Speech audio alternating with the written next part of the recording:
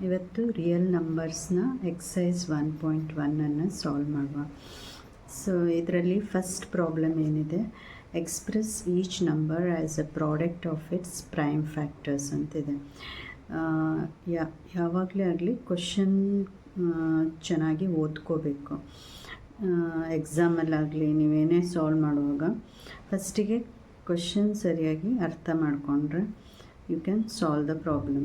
So product of its prime factors andaga, product means multiplication of prime factors. Prime numbers andre gottideyalla 3 5 7 anta 2 3 5 7 like that. So illi totally first question ge 5 problems ide alva. We will solve each of the problems. Now ಒಂದೊಂದೇ problem ಅನ್ನು solve ಮಾಡ್ಕೋತಾ ಹೋಗುವ. Okay, so ಇದರಲ್ಲಿ first problem 140 ಅಂತ ಇದೆ ಅಲ್ವಾ. So ನಿಮಗೆ factorisation ಮಾಡೋದನ್ನು ನೀವು ಕಲ್ತಿದ್ದೀರಾ ಅಲ್ವಾ, ಫ್ಯಾಕ್ಟ್ರೈಸ್ ಹೇಗೆ ಮಾಡ್ತಾರೆ ಅಂತ. ಒಂದ್ಸಲ ಜಸ್ಟ್ ನಾನು ಹೇಳಿಬಿಡ್ತೇನೆ ಇದನ್ನು. ಲಾಸ್ಟಿಗೆ 0 ಇದ್ದಾಗ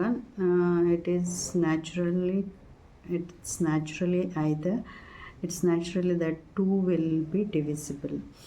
0 ಅಥವಾ ಈವನ್ ನಂಬರ್ಸ್ ಇದ್ದರೆ 2 ಇಂದ ಡಿವೈಡ್ ಆಗುತ್ತೆ, ಅರ್ಥ ಆಯ್ತಾ. So 2 7s are 14, 2 0s are 0, 2 3s are 6, carry 1, 2 5s are 10, 5 7s are 35, 7 1s are 7. So ಈ ಥರ ಫ್ಯಾಕ್ಟ್ರೈಸ್ ಮಾಡಲಿಕ್ಕೆ ಗೊತ್ತಿದೆ ಅಂತ ಅಂದ್ಕೊಳ್ತೇನೆ ನಾನು. ಸೊ ಆಮೇಲೆ ಇದನ್ನು ಈಗ ಇಲ್ಲಿ 2 ಟೈಮ್ಸ್ ರಿಪೀಟ್ ಆಗಿದೆ ಅಲ್ವಾ. ಸೊ 2 ಟೈಮ್ಸ್ ರಿಪೀಟ್ ಆದಾಗ ನಾವು ಹೇಗೆ ಬರಿತೇವೆ, ಇಲ್ಲಿ 2 ಇಂಟು 2 ಅನ್ನು ನಾವು ಹೇಗೆ ಬರಿತೇವೆ, 2 to the power of 2 ಅಲ್ವಾ. ಸೊ ಅದೇ ಥರ ಇಲ್ಲಿ 2 to the power of 2 ಅಂತ ಹಾಕಿದ್ದೀನಿ.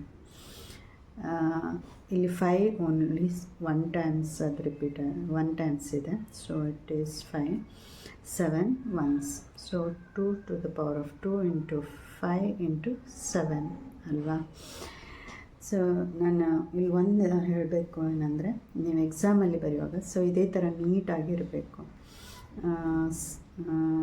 ಫ್ಯಾಕ್ಟ್ರೈಸ್ ಒಂದು ಕಡೆ ಮಾಡಿ, ಅಲ್ಲಿ ಆನ್ಸರ್ ಒಂದು ಕಡೆ ಬರ್ತು, ಇಲ್ಲಿ ನೀಟಾಗಿ ಅದಕ್ಕೆ ಒಂದು ಅಂಡರ್ಲೈನ್ ಮಾಡಿ ಅಲ್ವಾ. So that the examiner will know ಅಲ್ವಾ, ಅವ್ರಿಗೆ ಗೊತ್ತಾಗುತ್ತೆ ಇದು ನಿಮ್ಮ ಆನ್ಸರ್ ಅಂತ. ಸೊ ಯಾವಾಗ ನೆನ್ಪಿಟ್ಕೊಳ್ಳಿ, ಇದು ಯಾವಾಗಲೇ ಎಕ್ಸಾಮಲ್ಲಿ ಆನ್ಸರ್ ಬರೆದಾಗ ಅದಕ್ಕೆ ಒಂದು ಅಂಡರ್ಲೈನ್ ಮಾಡಲಿಕ್ಕೆ ನೆನ್ಪಿಟ್ಕೊಳ್ಳಿ. ಆಮೇಲೆ ನೀಟ್ ಆ್ಯಂಡ್ ಕ್ಲೀನಾಗಿರಲಿ ನಿಮ್ಮ ಪೇಪರ್. ಒಂದು ನಂಬರ್ ಮೇಲೆ ಇನ್ನೊಂದು ನಂಬರ್ ಸ್ಕ್ರಿಬಲ್ ಮಾಡೋದು. ಈಗ ಫಾರ್ ಎಕ್ಸಾಂಪಲ್ 2 ಬರೆದಿರ್ತೀರ, ಅಲ್ಲ 3 ಇದು ಅಂದ್ಕೊಂಡು ಹೀಗೆ ಅದ್ರ ಮೇಲೆ ಸ್ಕ್ರಿಬಲ್ ಮಾಡಲಿಕ್ಕೆ ಹೋಗಬೇಡಿ. ಅದನ್ನು ಕ್ಯಾನ್ಸಲ್ ಮಾಡಿ 3 ಅಂತ ಈ ಥರ ಬರೀರಿ ಅಲ್ವಾ, ಲೆಜಿಬಲ್ ಆಗಿ. ಯುವರ್ ಆನ್ಸರ್ ಇಸ್ 3 ಅಂತ. ಸೊ ಆ ಥರ ಲೆಜಿಬಲ್ ಆಗಿರಲಿ ನಿಮ್ಮ ಹ್ಯಾಂಡ್ ರೈಟಿಂಗ್. ಅದೆಂದೂ ಒಂದ್ರ ಮೇಲೆ ಒಂದು ಸ್ಕ್ರಿಬಲ್ ಮಾಡಬೇಡಿ, ಓಕೆನಾ. So your answer sheet should be neat. So that ಕೆಲವೊಮ್ಮೆ ಎಕ್ಸಾಮಿನರಿಗೆ ಏನಾಗುತ್ತೆ ಅಂದರೆ, ನೀವು ನೀಟ್ನೆಸ್ ನೋಡಿ ಕೆಲವೊಮ್ಮೆ ನಿಮ್ಮ ಆನ್ಸರ್ ತಪ್ಪಿದ್ರೂ ನಿಮಗೆ ರೈಟ್ ಹಾಕೋ ಚಾನ್ಸ್ ಇರುತ್ತೆ.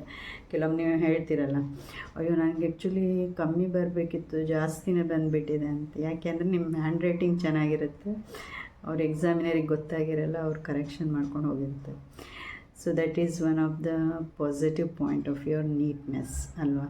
ಕೆಲವೊಮ್ಮೆ ನೆಗೆಟಿವ್ ಏನಾಗುತ್ತೆ ಅಂದರೆ, ನಿಮ್ಮ ಹ್ಯಾಂಡ್ ರೈಟಿಂಗ್ ಚೆನ್ನಾಗಿರಲ್ಲ, ನಿಮ್ಮ ಆನ್ಸರ್ ಕರೆಕ್ಟ್ ಇರುತ್ತೆ, ಆದರೆ ಎಕ್ಸಾಮಿನರಿಗೆ ಅದು ಏನಂತ ಗೊತ್ತಾಗಲ್ಲ ನೀವು ಬರ್ತಿರೋದು. ಸೊ ಅಲ್ಲಿ ನಿಮಗೆ ಮಾರ್ಕ್ಸ್ ಕಟ್ ಆಗೋ ಚಾನ್ಸ್ ಇರುತ್ತೆ. ಸೊ ಆವಾಗ ನೀವು ರಿವ್ಯಾಲ್ಯೂಷನಿಗೆ ಹಾಕಬೇಕು ಅಲ್ವಾ. ನಾನು ಬರೆದಿದ್ದೀನಿ ಆದರೆ ನಂಗೆ ಮಾರ್ಕ್ಸ್ ಸಿಕ್ಕಿಲ್ಲ. ಯಾಕೆ ಹಾಗಾಗುತ್ತೆ ಅಂದರೆ ಇದೇ problems, because you not return it properly, scribbling, ಈ ಥರ ಎಲ್ಲ ಪ್ರಾಬ್ಲಮ್ಸ್ ಇರುತ್ತೆ. ಸೊ ನಿಮ್ಮ ಹ್ಯಾಂಡ್ ರೈಟಿಂಗ್ ಇಂಪ್ರೂವ್ ಮಾಡ್ಕೋಬೇಕು, ಮೇಯ್ನಾಗಿ ಲೆಜಿಬಲ್ ಹ್ಯಾಂಡ್ ರೈಟಿಂಗ್ ಇರಬೇಕು, ಅರ್ಥ ಆಯಿತಾ. This is one tip for you to write the ಎಕ್ಸಾಮಲ್ಲಿ ಯಾವ ಥರ ಬರೆಯೋದು ಅಂತ. ಸೊ ನೆಕ್ಸ್ಟ್ ಪ್ರಾಬ್ಲಮ್ ಏನಂದರೆ, ಈಗ ಸೆಕೆಂಡಲ್ಲಿ 156 ಅಂತಿದೆ. 156 ನಾವು ಫ್ಯಾಕ್ಟ್ರೈಸ್ ಮಾಡಿದಾಗ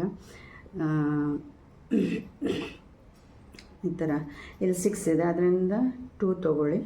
2 ಇಲ್ಲಿ 8 ಇದೆ, 2 3 9 ಇದೆ, 3 ಆಮೇಲೆ 13 ಫ್ಯಾಕ್ಟ್ರೈಸ್ ಆಗಿದೆ. ಸೊ ಇಲ್ಲಿ 2 ಡಬಲ್ ಟೈಮ್ ರಿಪೀಟ್ ಆಗಿದೆ. 2 × 2 is 2 ಸ್ಕ್ವೇರ್. 3 ಆಮೇಲೆ 13, 3 and 13 ಇದರ ಪ್ರಾಡಕ್ಟ್. ಅರ್ಥ ಆಯ್ತಲ್ಲ? ಈ ಥರ ಬರೆದ್ರೆ ಆಯಿತು. ನೆಕ್ಸ್ಟ್ 3 8 25, 3 8 25 ಅಲ್ವಾ? 3 8 25, 3 8 25 ಸಾರಿ. ಇದನ್ನು ಇದೇ ಥರ 5 ಲಾಸ್ಟಿಗಿದೆ. So you can divide by 5. 5 3 3 17 1. Factorise ಮಾಡಲಿಕ್ಕೆ ಗೊತ್ತಿದೆ ಅಂತ ಅಂದ್ಕೊಳ್ತೇನೆ. ಸೊ ಇಲ್ಲಿ ಬಂದಿರುವ ನಂಬರ್ಸ್ ಅಂದರೆ 3 ಫಸ್ಟಿಗೆ ಡಿಸೆಂಡಿಂಗ್ ಆರ್ಡ್ರಲ್ಲಿ ತೊಗೊಳ್ಬೋದು ನೀವು. ಡಿಸೆಂಡಿಂಗ್ ಆರ್ಡ್ರಲ್ಲಿ ಬರೆದ್ರೆ ಒಳ್ಳೆಯದು. 3 ಡಬಲ್ ಟೈಮ್ಸ್ 3 × 3, 5 ಡಬಲ್ ಟೈಮ್ಸ್ 5 × 5, ಆಮೇಲೆ 17. ಅರ್ಥ ಆಯ್ತಲ್ಲ? ಸೊ ಅದೇ ಥರ 4th ಪ್ರಾಬ್ಲಮ್ 5001. ಸೊ ಅದನ್ನು ಫ್ಯಾಕ್ಟ್ರೈಸ್ ಮಾಡಿದಾಗ 5 7 11 13 ಅಲ್ವಾ? ಸೊ ಅದನ್ನು ಈ ಥರ ಬರೆದ್ರೆ ಆಯಿತು ಪ್ರಾಡಕ್ಟ್ ಆಗಿ. ನೆಕ್ಸ್ಟ್ ಇಸ್ 7429 ಅಲ್ವಾ? 7429 17 19 23. ಸೊ ಫಸ್ಟ್ ಆಫ್ ಆಲ್ ಇದಕ್ಕೆ ನಿಮಗೆ ಟೇಬಲ್ಸ್ ಗೊತ್ತಿರಬೇಕು. ಟೇಬಲ್ಸ್ ನೀವು ಅಟ್ಲೀಸ್ಟ್ 2 to 20 ತನಕ ಟೇಬಲ್ಸ್ ಕಂಪ್ಲೀಟಾಗಿ ಕಲ್ತಿರಬೇಕು. ಆರ್ಎಲ್ಸ್ ನಿಮಗೆ ಟೇಬಲ್ಸ್ ಇದು ಮಾಡೋದೇ ನಿಮಗೆ ಟೈಮ್ ಕನ್ಸ್ಯೂಮ್ ಆಗುತ್ತೆ. ಎಕ್ಸಾಮಲ್ಲಿ you will have a shortage of time. So ಅದರಿಂದ ಟೇಬಲ್ಸ್ ಪರ್ಫೆಕ್ಟಾಗಿ 2 to 20 ಕಲ್ತಿಟ್ಕೊಳ್ಳಿ. So that you can solve all the problems in correct time ಅಲ್ವಾ? ಸೊ ಇವತ್ತಿಗೆ ಇಷ್ಟು. ನೆಕ್ಸ್ಟ್ ವಿಡಿಯೋದಲ್ಲಿ ಸೆಕೆಂಡ್ ಪ್ರಾಬ್ಲಮನ್ನು ಸಾಲ್ವ್ ಮಾಡುವ.